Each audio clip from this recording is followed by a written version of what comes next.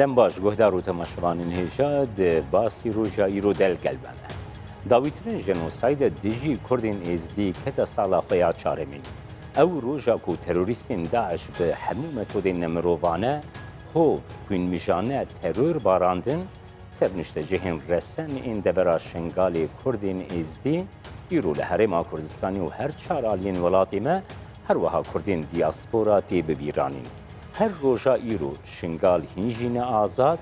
و نە bi destê niştecihên xwe ve têbirê vebirin. Ev êş, ev xem a Kurdên êzdî dê kengî bikeve proseya xwe ya dawî. Sinyalên parastin û ewleyiyê ji bo şingalê ji bo deverên din ên Kurdên êzdî hene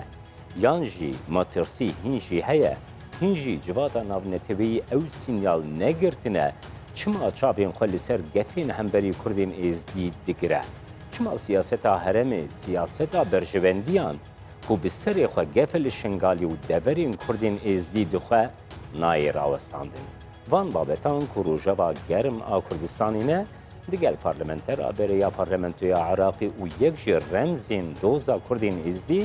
viyan dexîl em dê bigirin dest û binirxîne. Silav Viyan Xan îro çarsaliya wê roja reş a siyê tebaxê ye 2014 piştî wê di qada navneteweyî de, di qada Iraqê de, her wiha ya herêma Kurdistanê de jî rewşa nasandina vê jenosaydê di çi astê de. Gelek spasiya we dikim û spasiya kanala K24 dikim bo birînana efkara sata bi serê êzidiya hatî il 3/8/2014 rastî heke mirov pê bifekirê ihtimalê bêje piştî 4 sala xelkek hendek ji bîr kiriye yan wextek bi ser ve çûye her birînek heke wextek bi ser ve biçê hêdî çê dibê bes birîna me ya êzidiya piştî ev hemî sala jî û piştî çend salê dî jî her dêmînê çûnke heta nûke heta ve 4 sala ev kara sata hêşta temam nebûye heta nûke her xelkê me penaberin kampê penabera herêma Kurdistanê hêşta nevegerayne cêxo heta niha bêhtir 3100 qîç û jin û zarokê êzidiya hêşta hundane û em nizanin masîrê wan çi em nizanin çi lê hatîne ev ro qîçkeka emirê wê 12 salî ji Sûriya hat piştî 4 sala emirê wê 12 sala yanî wextê çû emirê wê 8 sal bû xelkê tilbenate ev hemî zulm û zoriyê dîtîn berî 4 sala û niha jî here berdewame ji ber hendê em nikarin bêjin kara sata şingalê xilas bû kara sata şingalê her maye وەتانوکە ژی بەردەوامە. ناساندنا vê jenosaydê birêz dexîldi li Bexdayê ku ew dewleta ku bi rastî divê di parastina hevwelatiyê xwe bi xwe de rabe bo çi weke jenosaydekê nayê naskirin yanî evane pirsekî gelekî mezin e ku ew dewlet bi xwe xwedî li rastiyeke ku jenosaydek li hemberê yanî olekî Kurdên resen li deverê pêk hat. مخابن عراق وحكومة عراقي ازدي اعتبار نذكرن كمروفيت ادفي ولاتي يا مروفيت رسن ادفي ولاتي ام مروفيت درجة 2 3 و 4 واحتمال درجة 10 جيبون چونك چو ولاته قبولنا كاتن ك افهن دخل ك جفي ولاتي مواطني ادفي ولاتي كبتشن بين رافاندن بين يا فشارتين كاس نظاني تشلي هاتينا وحكومة عراق حتى في روجي ملفك يان قضيك تبني نكريا كمعالجة في مشكلة مظن بك حتى نو كعراق شو خطوك نها فيتيا كجاري أميتشاوا فان أفهمي قيتشو جنت إزديا كهون دابونا ك هاتينا رافاندن كاميتشاوا فقرينن قنوات توان هينا الدبلوماسي الأمني كارن بهمي شكلي تعامل القل دولتي دي بكن كبكارن فان بينن أفا يك نكرين يادد ومسألة جينوسايد مدفي بشيكي بواضحين بوا بحث كم وقت ما طلب كري كأفتش تببت جينوسايد السر إيزديا طبعا ما هو صاديت بحث برلمان عراقي كم احتراما من بهمي مكونات دي راسته أو تشتي خراب بسري همياء بسري في المسيحيات بسري شبكة هات بسري الشيعة هات هندكي أويت العفر بون قالك خلكي السنة أو نلقى داعش بون بلام كارساتا شنقالي تشتكي ديبو نوعك ديبو يعني هينا جينوسايد إبادة جماعية وهينا جرائم حرب أفا جريمة شريبو أفا بسري هاتنا طبعا وقت ما قرار جينوسايد على أساس البرلمان دينن همي كتلي دي هريكا وقت مدفيت نافي مجي دابي نافي كرد وعرب وسنة وشيعة وإزدي وفله وشبك وتركمان وهميات تكري خصوصيات نجمة بو في ملتي كوصاب سريوان هاتي نفسها تجد بو المجلس وزراء حكومة بغداد جيهو صالحات تشتكي درانين كأفا جينوسايدا بلام شول السر نكرن نا مهمة تو بيجي جينوسايدا أفا بسري إزدي هاتي مهمة تشاوى سر بشغلي النيف دولتي المنظمات النيف دولتي مجلس الأمن الأمريكا الكونغرس الفان أفا بلا اعتراف كان لا هاي أفا اعتراف كان كأفتشتي بسري إزديها جينوسايدا يان هكا تنشي مساعدة وان بك يان ريبو وان فكا بلا بين أو تحقيقي بكان سيرفي جريمتي أو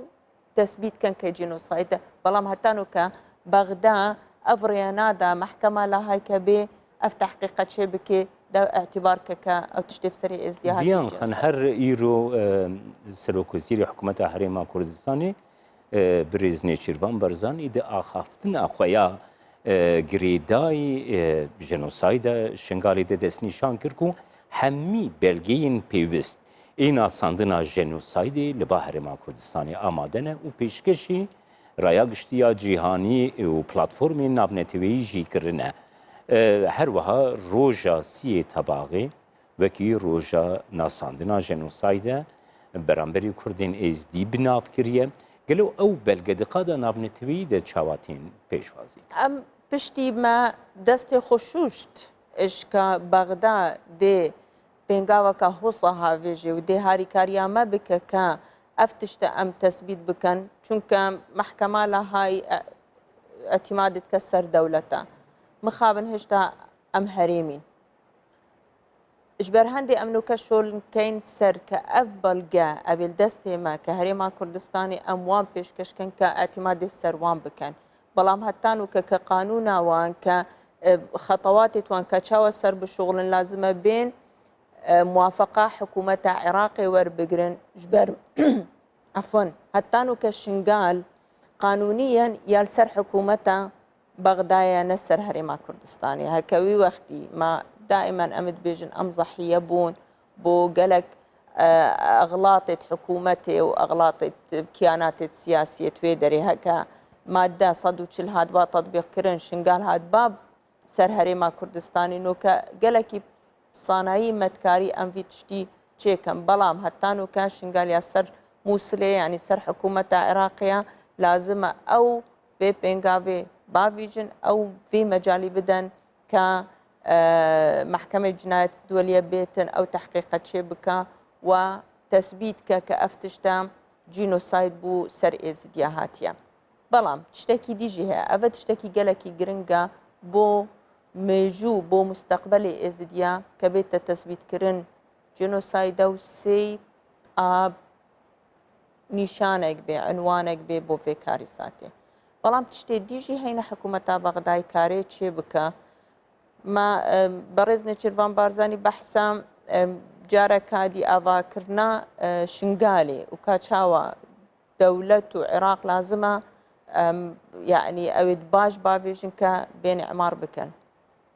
هكذا بين تشكب أوي باخذين يعني بركاري مؤتمر الكويت إعمار كتخص يعني مبلغك قالك باش تخصيص كربو بو اف منطقة كش داعش رزقار بون دي عمار كان وفدي حكومة عراقي تشو دو صدو بينجيب كسبون بو مؤتمرك يتشوبون يكس الشنقالي القلخونا بربون يكسي ايزيدي القلخونا بربون وقت مشروع هاتن دانان يك مشروع بتشوك بو شنقالي داني بون اوجي يعني نا أفاكرنا ترميمة مركزك صحي. برێز ڤیانتوزانێ جیهانا ڕۆژنامەگەریدا گوتنێکی مەهەیە ئەم دەبێژن گاوا گو دەستهلاتێک گاوا جڤاتێک بخواز بێ بابەتێکی بگری ڕۆژە باخە وێ نادرایە گشتیدە دەگرێت دەست هەر ئیر و مژە هەفکارین خۆ پرسیبەری گوەزوەرم کو د مەدیا عراقیدا چەند بەحسا vê roja jenosayda dijî Kurdên êzdî hatîkirin di medya Iraqê de ku netinê desthilat jî yanî cîhana rewşenbiriya Iraqê medya Iraqê jî bi xwe vê roja reşya li dijî Kurdên êzdî ku beşik ji hevwelatî Iraqê ne nagire dest. نسبتا من أفا شاف بيكفتنا أفا يا ششيان حفتي أفرو هميل قال ميديت نيت عراقي هتانوكا من ملاحظة كريا متابعة كم قنوات عراقي شو قناتك هتانوكا تشتكي وصادرنا ينايا ك ذكرياك بيبو بيروجا رش بسري ازدياهاتيا بس أزدي تشتكي بيجم بلا أم أواوان نكين كأفرو بحثا ازديانا كرن ما أو تشتي بسري وان جهاتي يا سبايكر 1700 مروفي وان جهات سري وان هات نبري ما كان جديد يا ميديا عراقي بحثا وان بك ابدل شوتي بحثا وان كان سياسيا هكا بو هندك اويت سياسي بو خوار بقرن بحثي بلام كموضوع انساني نخير شو استفادنا كان ايش هكا بحثا ازديا كرن كأفا بسري وان هات ياهو صابو استفادة احزاب توان تدانينا شبر هندي مشكلة المشكلة عراقي ميديا توان همي قري يعني هر قناتكو بحزبك يقري دايا فأو حزبك جاري مصلحة تاوان هيدي بحثا في موضوع كان ين بحثا وانينا هكا أم بين كام ميديا يا رسن ميديا يا كخبري درست نقلك وخبري باش نقلك افتشتنينا يعني اعتبار كميديا عراقي كمجموعة كأخبار كتشاوا اف كتلة يعني اف حزب دي استفادة شكل بلي بريز بيان داخل اف راسيا دستلات عراقي قالوا جيهان نام نتبي في راسيا الجل عراقي نابيني جبوكو جبو شار زركرنا برسين كردين ازدي جباتان نام نتبي بخوجي هن حلوستان ور بكره طبعا يعني أصنظان كاتشاوا مثلا بيونديت عراقي كحكومة الجل دولة ديكا تقريرت وان أوي رفعت كان شيء براسي من اطلاع السرنينة بس أم بخو أزبم قالك برادريت منا إت كرد شهريمي كردستاني يعني إزدي وقت أم درت كافين أم فان تشتهمي بو خلكي بحثت كين بو برلمانات عالمي أم بحثت كين بو الكونفرنسا أم بحثت كان كتشاوا أف إهمالية هاتكرن بو ملفكي هو صاباج دائما بحثت كان هكا هريما كردستان نبا أف خلكي ما يزدي دي تشوبا كيدري والكيدري حوابا هكا هريما كردستان نبا ومكتبة سروكي حكومتي نبا أف خلكي ما أبيناها فقراي 3000 كسي ما فقراي دي تشاوا هادباني هكا نش أمن وأمانيتا هريما كردستان بي داعش دي هاد با نيفاكا بيدري أفا همي تشجلك يتقرنجن بوما وقتي أم بحثا كارساتا شنقاليت كانوا كارساتا ازدياد كان بلام وقتش ما تبرسن آية دولة عراقي كدولة كسياداوي هيا حتى چي حدك يا هاري كاربو راستي أزب خو أزبج موان هاي شو هاري كار ياوان نبو بوما نبو ملف رزقار كنا شنقالي ونبو ملف رزقار كنا قيتشي وزارويت ازديا ونبو ملف كجارك هادي شنقال بي أفادان كرن موضوع أكي مهم هيا قرأك حكومة عراقي قلكي تركيز السربي موضوع إبكا موضوع مصطلح العدالة الانتقالية يعني أو خلكي كإجرام كرين دجي ازديا كالقل داعش بون قرأك عشيرتي توان أهلي وان بين تسليمي عدالة يبكن تسليمي محكمة يبكن أم ازدي منافي أم خوينا كسي أو ناكين أم نابجن أم يتشن انتقام يبكن أم يتشن خلكي كجنة ما حقي خود فيه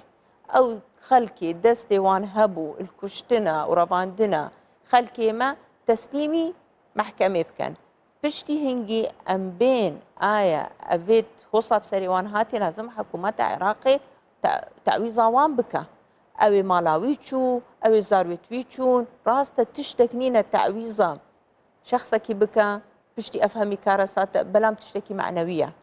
أفهمي خطوات لازمة شي ببن شنو فيجا أم دي تفكير كان آية خلكي مي إزدي دي كارن چنا سر جهوش سر جهه خويان نكارن برز ویان د برنامه کې دغه من لګل تکری ما بحثا کوتایا جبو کردین ازدی د پارلمان عراقی دکربو گربری بیراته او کوتا چلیها دیاره ته حلوه شاندن نزیکاهی چه بو جالی دسلات عراقی دکو پیکنا ما تقديم كر مبخو يعني درافتك تقديم كر ك ازدي هف يعني نسبة عدد وان جماري وان هف چند العراقي حقي وان كوتا هيا حالي وان حالي برايت ميت في الله تشبك الصائبة الجور حجمي وان وعددي وان طبعا يعني باش مشيان شو قانون البرلمان لازمه جارة خوندنا يكي بورا بيتكرن يواددوي هتام جهشتين آخر تشقوتنا ما أميكانا ما يكوتا يقولنا أميكانا سي كوتا سي ما قد ديسا أفجي باشا چونك ما قرارك هيا إش محكمة اتحادي كحق إزدي هيا مقاعدة وان الجوريج ماري وانبن ما اتفاق كر اللحظة أخيري كبيتا دنگدان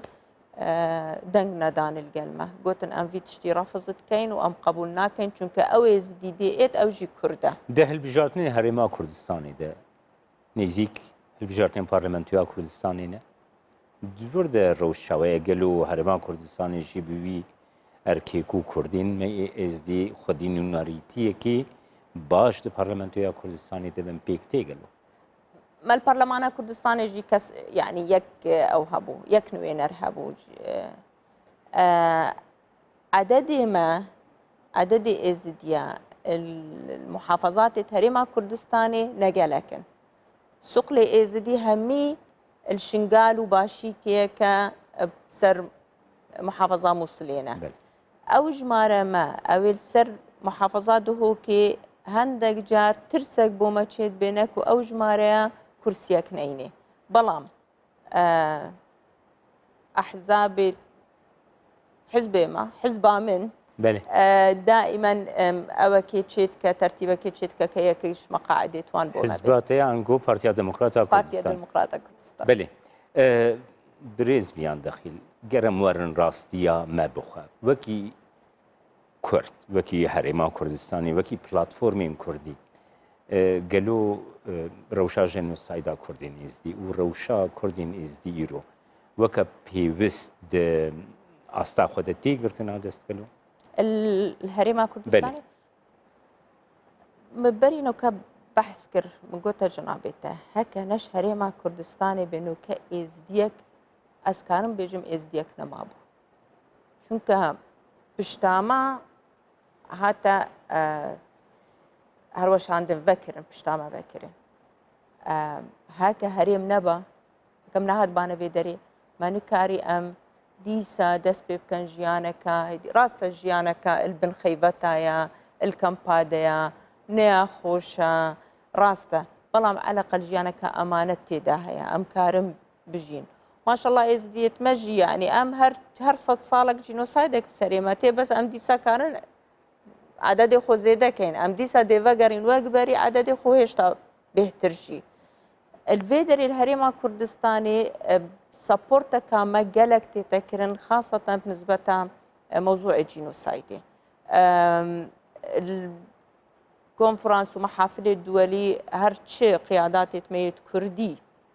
همي وقت بحثت كان بحث الجينوسايد ازديات كان كجينوسايد كسر ملتي كرد هاتا يعني تشيبو وبتايبتي سر ازديا كبشكي جرينجرج في ملتي بري جوز برما برنامج جي هرم شوباند كود قدانا بنتويدا روجا جنوسايدا دجي كردين ازدي چاواتي گرتين عدس بتايبتي جالي روانگها كرد لأوروبا وجيهانا دربه هر لأمريكا لروسیا لحمی دورین اوروپایی ده تبایی مدیا کردی ده بابتا هری سرکه بابتا جنوسایدا دجی کردین ازدی بون دوی بابتی ده دیار مدیا کردی جی جیهانا روشنبریا کردی جی ده خودی درکتنا نرخ و راستیا کردین ازدی ده گابین باشتر آویدنه بالتأكيد تو أم جسدك أم يكلشين يعني أذا إزدي ما يكي تني إزدي أفا تشتكي دي بس أم كردن وقت أزبيشم تجي تديشي أفتشتما جلكي ديار بوما وقت أف جنوسايد بسري ما هاتي وقت خلكي ما يزدي باز ده هاتا دهوكي چاوا خلكي دهوكي جامعه وان بانگ دان گوتن هاری کاریا ازدیابکه افتشتی گلکی باشه النيف ما النيف كردا كحساسية منينة أبي ازدي أبي بسلمانة المهم إنسانية أبش هم يا قريبنا ام یک مال باطنه وشنو أم يك مال باطن وشنو فيجا أم كردين كرديت ميت أوروبا وأمريكا أو أس هندك جاروان بهن مش مدل سوسترنجي بوفان مسألة چونك ولاتكي غريبن قالكي قرمي وبدلصوزي افتشتت كان اس متاكد منه كهمي ميديا ومظاهرات ودنيا قلبينا بس ازدينا بري ازدي خلكي ديجي دارت كافي جبر هندي هندك جار من هبت وقتي ام بحثا في مساله كان ام بيجين ازدي ونا ازدينا ام كردن اب جينوسايدا شاو السر حلب شاهات تشيبو انفالت ما افجينوكا سر خلكي شنقالي هاتا كرن بغض النظر كايزدي بن ايزدي بن بس فعلا اف جينوسايد بس افا يا في جاري چونكا وقت سري ايزديات برين تقولن چونكا هم كافرن هون ايزدي بله قالك ولو داعشي كرداجي بكافر داتاني تقولن اوجي كافر بله قالك سپاس بريز فيان دقيل پارلمنترا بريا پارلمنتيا عراقي ويك رمزين دوزا كردين ميز سپاس تماشاوان هشام هاتن داویا برنامه ایرو یا باسی روش حتی برنامه یک دن باسی روش